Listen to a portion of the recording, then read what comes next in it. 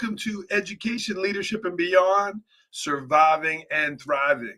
My name is Andrew Murata, host of the show, and good afternoon to our live viewing audience. Thanks for tuning in, everyone. I'm a proud member of the Education Podcast Network, VoiceEd Radio Canada, wherever you're taking in your podcast.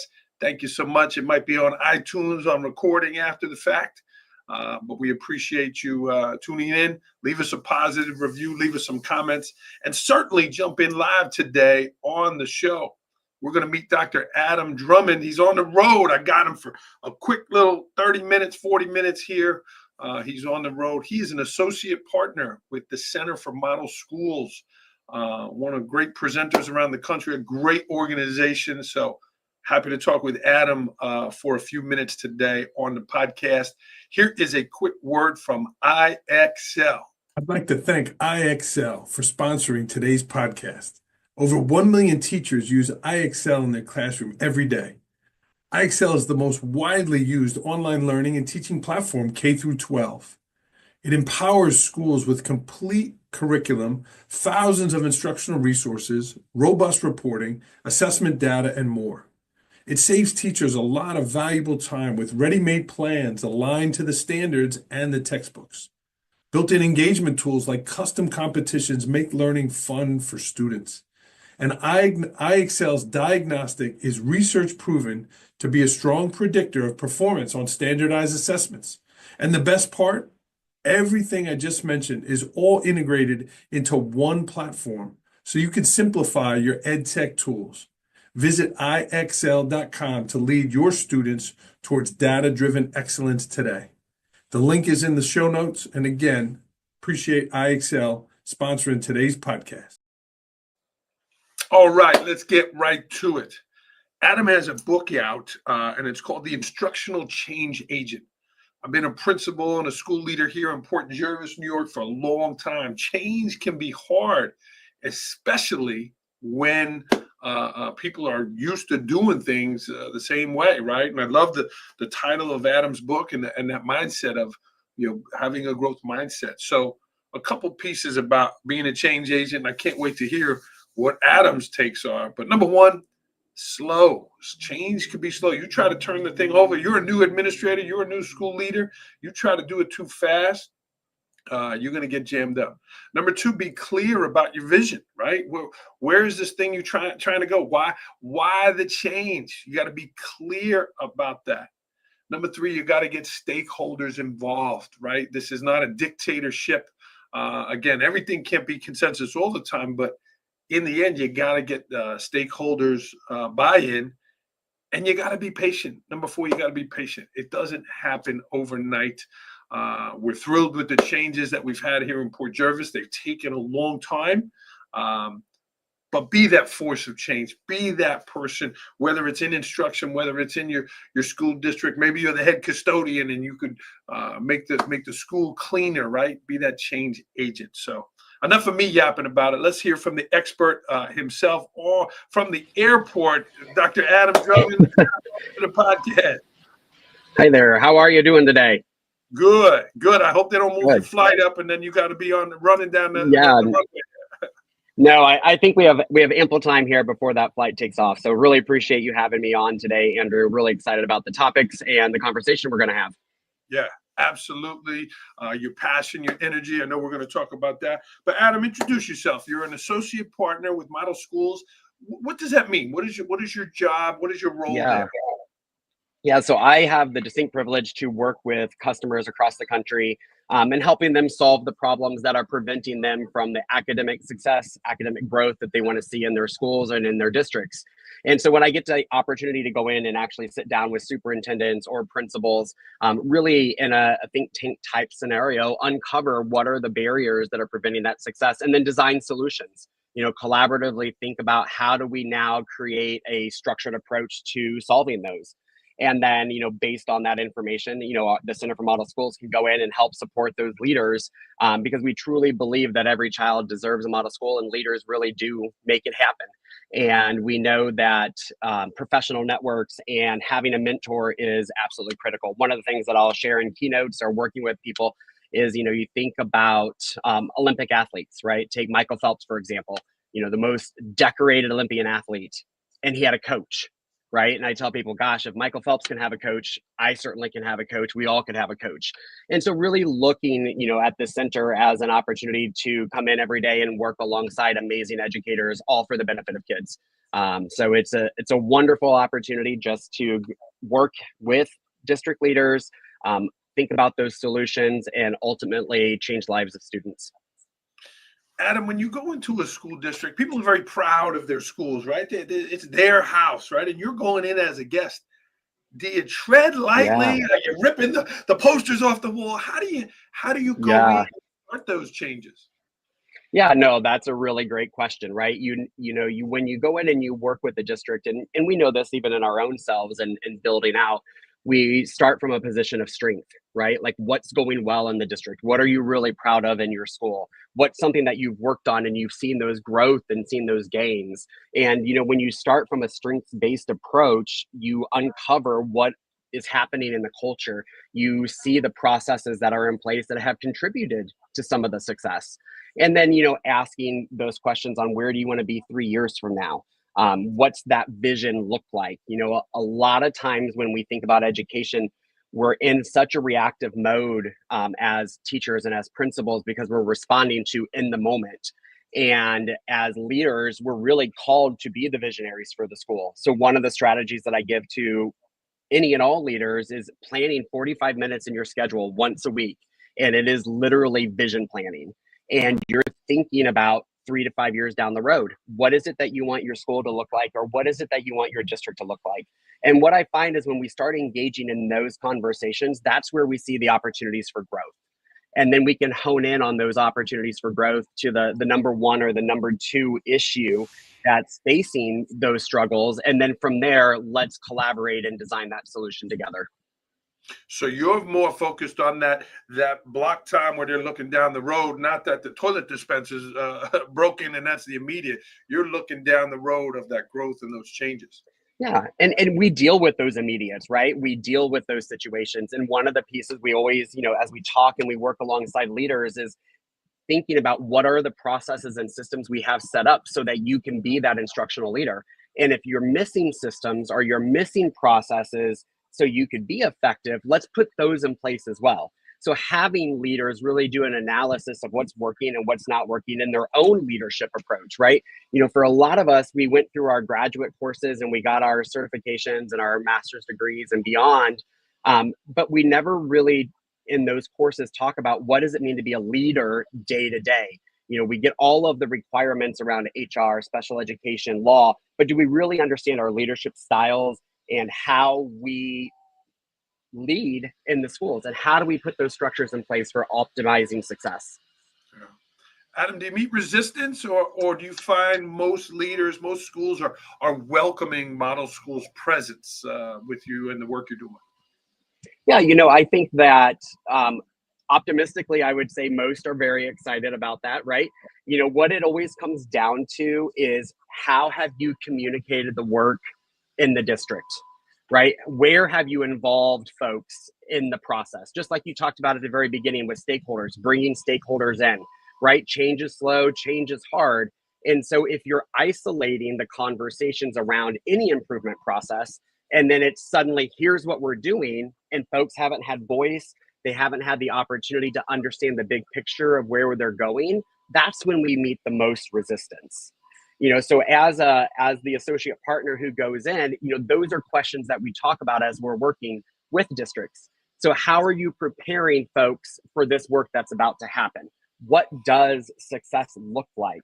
How do we help folks who may be resistant? So the more, again, that you can pre-plan and anticipate some of those challenges, the more successful that implementation is going to be. And that's for any implementation, whether it's us coming in and supporting schools and districts, or it's a new curriculum adoption, or you're utilizing a new hiring process, right? You want to be proactive and anticipate those challenges so that you're ready to help build that capacity to decrease the amount of resistance that happens. Yeah. Great points, Adam. Friends, if you're watching the show live, jump in, say hello. Maybe you're in an airport as well, or somewhere cold, or somewhere nice. Here's finally that cold snap is blown through. Adam, I was blown away at the Model Schools Conference last year. And one of the things is they do such a good job of celebrating the schools that are model schools, the schools that are doing the right things, so others can see that. How do Right. you bring those successes of other schools into those schools when they're not out seeing it? How do you bring those in so they can see success in other settings? Yeah. Well, I think first and foremost, it's not a you, it's a we. And Dr. Linda Lucy at the center has ran our conference, gosh, I think almost 20 years now. And Wow. one of the pieces that is important for us at the Center for Model School, and I think it distinguishes us from other educational conferences around the country, is that we bring in elementary, middle, high school model schools, innovative districts, epic educators who have made that substantial gain, and they go through a pretty rigorous process. They go through a written application to begin with. And then based on that written application, we schedule interviews with them to really understand what's the message that they want to send to folks. And then from there, those schools, those districts, those epic educators are selected to come in and share their story. Yeah, it was really cool. Really cool. Well done. The marketing, the message, all fantastic. Well, let's talk about you for a second. Your growth. Yeah. You're actually keynoting this year. You're keynoting the huge event. I love the title. Where is it? Energize Your Passion. Tell me about preparing for such a massive event. I mean, I don't know. Was it 5,000 people in the room? Yeah. How do you prepare for such an event? Yeah, no, super excited and really looking forward to the conference on June 22nd and to be the opening keynoter to help set the stage and that passion and energizing the work and fueling that momentum. We certainly at the center take that content, take that passion, and we want to have that come alive. There's over 5,000 educators at this conference, and it's teachers, it's principals, superintendents, board members, PTA representatives, you name it, and somebody from the education world is represented there. And so when you think about everybody coming in from different perspectives in education, and then how do you now share a message that can be relatable to everyone, is certainly challenging, right? But at the same point, as you think about that energy, we're coming off at the end of the school year and it's the end of June. So folks have kind of already made that transition and they're starting to become optimistic. And, one of the things that's important for me as I do research is to really understand what are the trends that are happening across the nation in education, whether that's, federal changes, whether that is around standards, assessment, looking at overall wellness of students, of teachers, and really getting a good handle on what are those 2 or 3 big conditions that are necessary for success. And we know through research that, when we can focus in on 5 areas in a school or in a district, that's when we optimize those conditions for success. So as I'm preparing, I'm thinking about what do we do to be an effective leader? How do we have collaborative teachers? What does supportive families look like? How do we create a culture and an environment that folks want to thrive in? And then how do we build that ambitious instruction? So looking at those 5 elements is really where I'm starting to design what that message is going to look like, while also celebrating all of those schools and districts that are going to be there. Yeah. And Adam, adding those ingredients in, how do you specifically? We have a lot of leaders, educators watching the podcast now. Do you rehearse it in the mirror? Do you use index cards? Are you looking down at your slides? How do you keep that audience engaged while keeping yourself on track? Because again, it's a big place, and you could be falling off the stage. I mean, yeah, no, it's I rehearse regularly with the work for that keynote, right? It's hours of preparation. It's scripting, literally, what is it that I want to say? What are the messages? What are those key points? What are the stories? And then practicing and running through that. And, when you're up on a stage, whether it's 20 people or whether it's 50 people or 100 people, any media that you use behind you is always something that should augment or support the work, right? You don't want 100 slides in an hour up on the screen. If that's the case, let's just do a webinar where you can watch it on your own time, right? You want to engage and be in the moment with the audience. So for me, it's very limited slides that are going to be up on the screen for folks. You know, I want them to hear the message. I want them to engage. I want them to create their own notes, right? Like, yeah, people love to take pictures of slides. You know, I've been there, I've done that. And then how often do we go back and utilize them? Whereas if you're in the moment and you're writing down your own takeaways or your own thoughts, that's where you start to take information and you can move it from short to long-term memory. So one of the pieces that I do in keynotes or in coaching sessions is I build in reflection.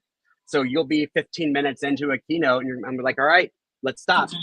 What have you heard over the last 15 minutes that resonated with you, that made you think differently, that made you angry and that you disagree, or you have another question, right? Let's take the time to really not only listen in these 60 minutes, but let's process what we're hearing and what are those action steps.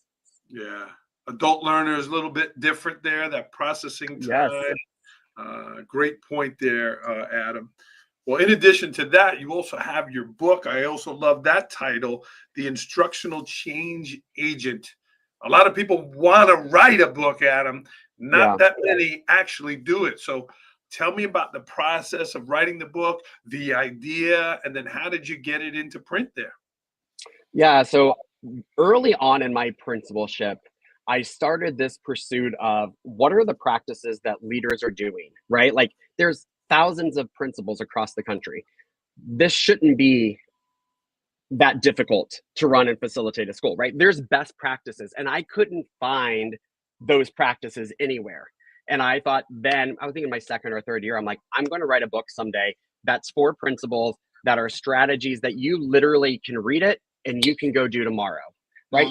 And yes, we want the research. Yes, you want to know the why and those pieces, but administrators don't have the time to listen to the theory, the research, see the strategy, and then go implement it. So for me, it was this opportunity to bring strategies together that focused in on culture, instruction, engagement, and community partnerships, and give folks a book that they didn't need to read cover to cover, but they could literally open up that table of contents and say, gosh, I'm really struggling with learner engagement with my teachers. How can I go in and create some easy wins? Oh, great. We could go to this way number 27. I'm going to read this. And now I literally can go do it tomorrow.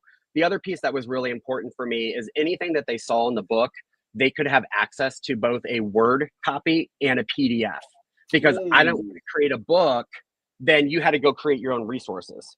So in the book, there's a URL that goes to a website where you could just download the PDF of what I was referring to as it is, or you can take the Word doc, modify it, and make it your own. Because we don't need to work harder in education. We need to work smarter. And that goes to that collective efficacy. We know, Hattie talks about collective efficacy as the number one strategy for student growth and student achievement.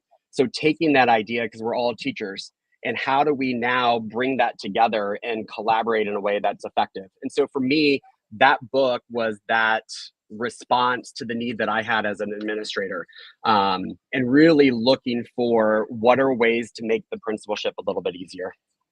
And the fact that you're sharing those resources, I think that's great. Again, it's called The Instructional Change Agent. You can get it on Adam's website, Amazon. Just Google that title there. Why 48, Adam? Did you try to get to 50? Did you try to shave it down to 40? Why 48? That's where it ended. I felt I had a message. Every chapter has 3 ways.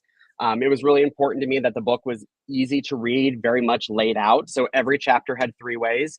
And when I structured and I outlined what I felt were the most important aspects of culture, instruction, engagement, community partnership, that's where it ended up, right?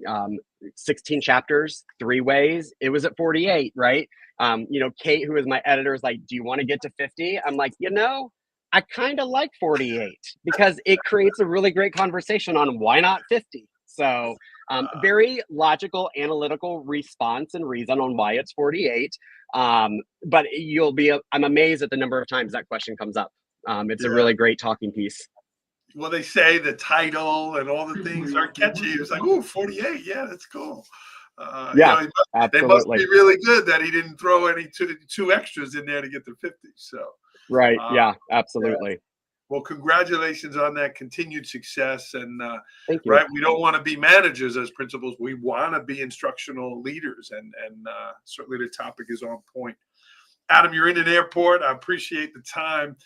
You and your partner here, four children together. You have teenagers in there.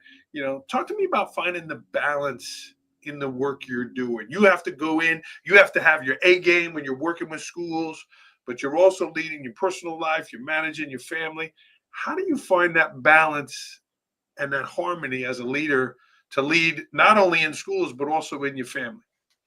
Yeah, that's a really great question. If I'm being perfectly honest, 2024 was not a great year of balance in terms of work life, personal life, right? So that really is, my own personal commitment in 2025 is to do a better job of that work life, personal life balance. I think, as every kid at each of their ages are just so unique. Having a kiddo that's a sophomore in college, is so different than having a 5-year-old that's starting kindergarten, and really being present when you're there in the moment. And I think that's one of the takeaways for me is when I'm with my kids, it's put the phone away, right? Like work really hard to put that phone to the side, to put it down. When you're at, Applebee's having dinner, you're literally having a conversation and you're engaging in the moment, right? Like we took 2 of our kiddos to the circus on Saturday this past weekend. And we put out our phones to record and to, take pictures, but it was beside each other in the moment, having fun. And so really, how do you balance that? And it's a constant struggle. And I know for me, I often feel guilty that I'm not enough. And you have to give yourself grace, because that can also just stick in the back of your mind and fuel that negative self-talk. And it's, gosh, what can I do differently this week that I didn't do last week? And I take that professionally, but it's also something personally that I feel like I need to do better, right? Thankfully 3 of my 4 kids, all have, devices now that I can, message them and check in with them daily. If I'm on the road, right, I'll get to Pittsburgh tonight and I'll FaceTime with my daughter, who's a 4th grader. And I'll text my 19-year-old, and it may be the same text that I sent 3 days ago and he hasn't responded because he's a 19-year-old. And so it's a copy paste and you send it again, right? But he's leading his own life. He's a sophomore in college, and we celebrate the successes that he has as well. And I think the number one piece is when you're with your kids, you're present as much as you can be. Yeah. Will they get to see Dad at the keynote? Are they coming to the conference? They will. Yeah, they'll get to see me there at the keynote. So that'll be exciting. Cool. We'll give a shout out here, Chase, Carson, Carter, and Ben, and congratulations. It ain't easy, Adam. We're doing the best we can, and that pursuit of the excellence in the world of education, and then you got your family. So it's constantly, I can identify a lot of what you said. And I think in social media, we all do a really good job of presenting this perfect image of who we are. And so you see other people and you're like, oh my gosh, look at all the great things they're doing with their kids. I'm a horrible parent, or I'm not doing, as great as they're doing. But they're all modeling the best of the best. And I've yet to find the perfect family with the perfect work-life balance. And so it is giving yourself grace and thinking about, what can I do better tomorrow? Yeah. And someone shared with me the word harmony. I've replaced balance with harmony. Oh, I like that. It's a constant, and again, you're on the road, but you're still engaging with them, and certainly is a journey there. When you wake up the next morning, you gave the keynote, your family's there, you rocked it, you killed it. When you wake up that next morning, 6 a.m, and you throw water on your face, what do you want to feel? What do you want to say to yourself? And what you're doing that morning? Yeah, so it's usually the next day of the conference, right? So are we asking literally the next morning, or at the conference? Or are we saying when the conference is finished, right? Yeah, different things. You're still working. You'll still be working the next day. Let's go the last day of the conference, that next day. Yeah. Yeah, for me, it's immediately, I move into this reflection around what went well, what can I do differently. I I feel like I try to rehash conversations that I've had. I usually meet with a lot of school districts during the conference and think about the work that's happening and, what are their struggles and looking for those trends and themes, right? On what do I need to do next? But also part of that, being completely honest is, when that conference ends, I take Thursday and Friday off, right? And, the last few years it's been in Orlando. So gosh, I'm going over to Disney for a couple of days. This year, the conference is in DC. I'm going to take that Thursday, Friday, and we're going to go to the Jefferson Memorial, the Lincoln Memorial. We're going to go to the museums, right? And take in the community in which that conference was. So I think there is that downtime that immediately happens. But in between the conference ending and going out and doing those fun things, there is those moments of reflection. Because I know if I get back to it next week, I'm already going to forget some things that happened during the conference. So for me, it's, waking up, thinking about what were the successes, what were the opportunities for growth, and then letting myself unwind, put it to the side, and then go spend time with family and loved ones. Awesome. Very cool. DC is a great place to visit with the kids. Adam, I'm going to give you a little gift, man. I'm going to give you a wish, maybe two if you really push it, but I'm going to give you a wish for educators, for schools, right? You have a wish here and the genie's coming. What do you wish for schools here in 2025 and beyond?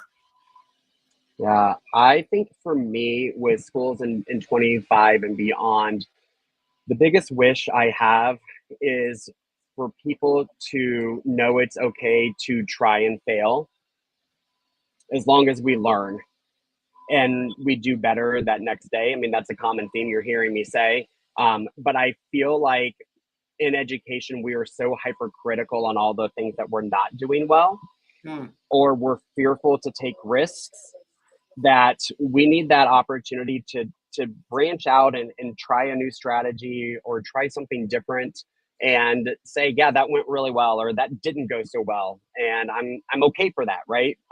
We often learn in failure. When we have success, that tells us we need to continue to do that. But when we have failure, that's where we learn. And I think that folks are afraid to fail. And I think that means they're afraid to try new things. And we have a very diverse group of learners now. We have a very diverse environment in which our schools are operating in that we haven't really seen before. And so there's lots of stimulus, I think, coming at us that can be perceived as negative very, very quickly.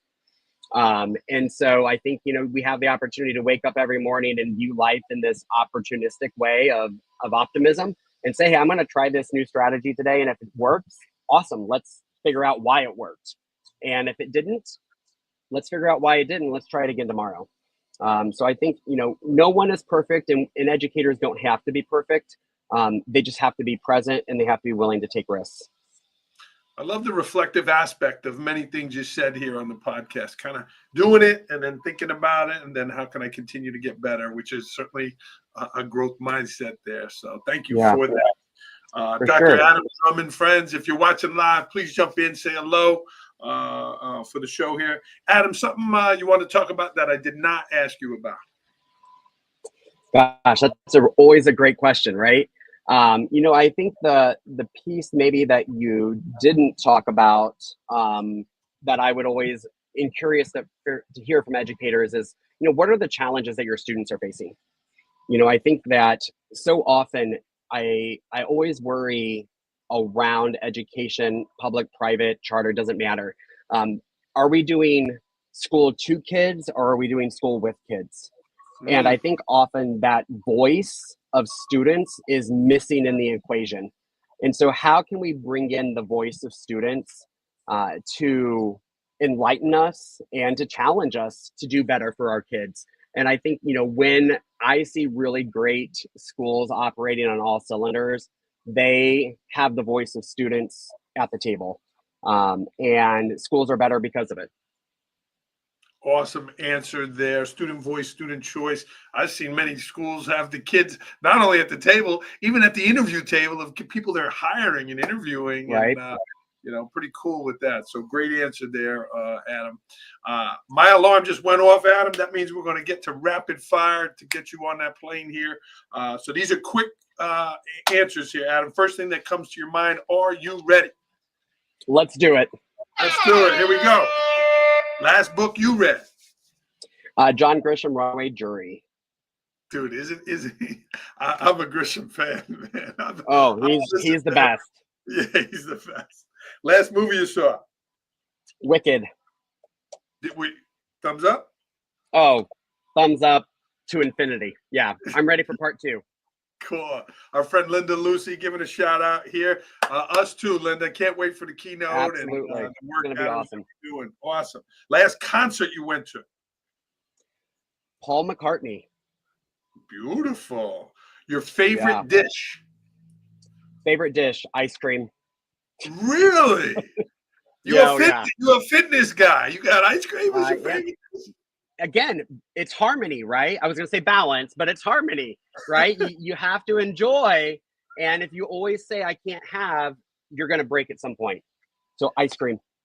There's a great meatball place in Pittsburgh there. It's got 3 floors. It's called like the House of Meatballs. I've been there a couple of times. So enjoy Pittsburgh there. I will.